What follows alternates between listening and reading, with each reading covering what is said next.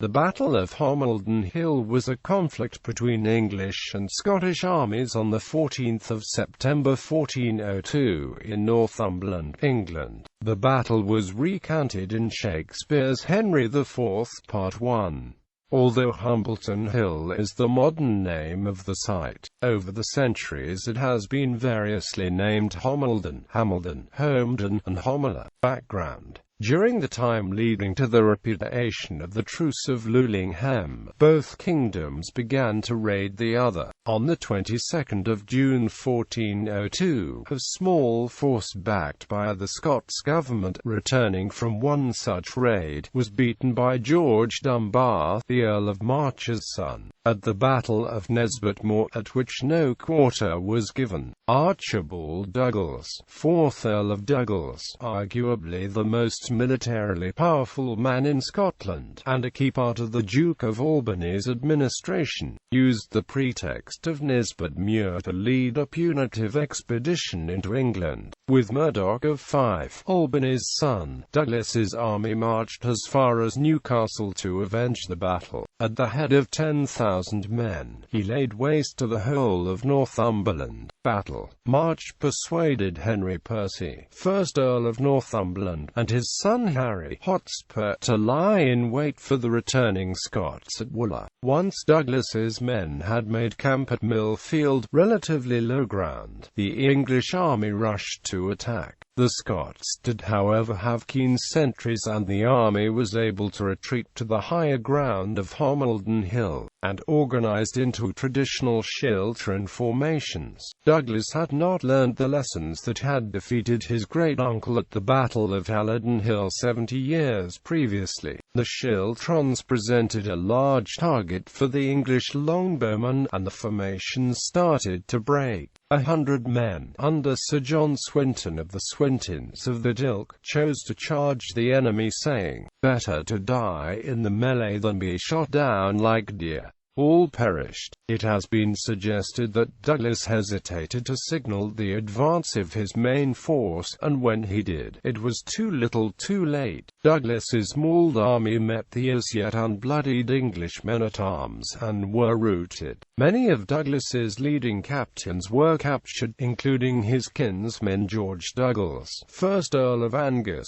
Thomas Dunbar, 5th Earl of Moray, and Murdoch of Fife. Douglas himself was captured, having been wounded 5 times, including the loss of an eye. This wounding was despite the fact that it is alleged Douglas's armor had taken 3 years in its construction. Aftermath. With so many of the Scots leaders and chivalry taken prisoner, Albany was left in a precarious position militarily, if not politically. It was only due to King Henry's internal and Welsh problems that the English did not press home the victory with a full-scale invasion of Scotland. Henry IV was keen that so many able soldiers should not return to Scotland to fight against him, so refused to allow those who held noble captives to ransom them. This act became one of the many grievances that the Percys had with the crown. In 1403 they allied themselves with Owain Glyndwr, and went into open rebellion against the English king. Hotspur set his prisoners free, as there was by now no chance of remuneration for them, and many, including Douglas, decided to join forces with him. Indeed, Douglas fought, and was again heavily wounded, at Hotspur's final fight at the Battle of Shrewsbury,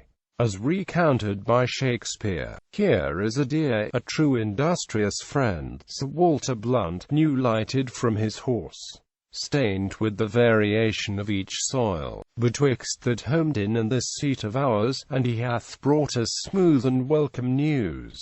The Earl of Douglas is discomfited. 10,000 bold Scots, 22 knights, walked in their own blood did Sir Walter see on Homedon's plains.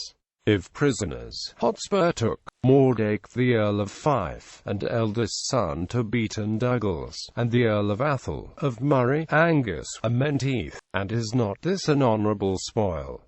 A gallant prize? Ha, cousin, is it not? Shakespeare, Henry IV, Part 1, Act 1, Scene 1. Notable casualties: Sir Adam de Gordon, Scottish captain, killed in action. Sir John Swinton, 14th of the Ilk, Scottish captain, killed in action. Sir John Livingston of Callander. Sir Alexander Ramsay of Dalhousie. Notable captives: Archibald Douglas, 4th Earl of Douglas, Murdoch Stewart, Earl of Fife, Thomas Dunbar, 5th Earl of Moray, George Douglas, 1st Earl of Angus, Henry Sinclair, 2nd Earl of Orkney. Battle site: the site of the battle is now located within the Northumberland National Park. The hill contains the remains of an Iron Age hill fort at the summit, built some 1,500 years before the battle. During the medieval period, the sides of the ruined fort were apparently used for summer settlements and sheep shelters. The battle stone at grid reference NT96A295 was traditionally thought to commemorate the 1402 battle, but is actually a standing stone dating to the Bronze Age.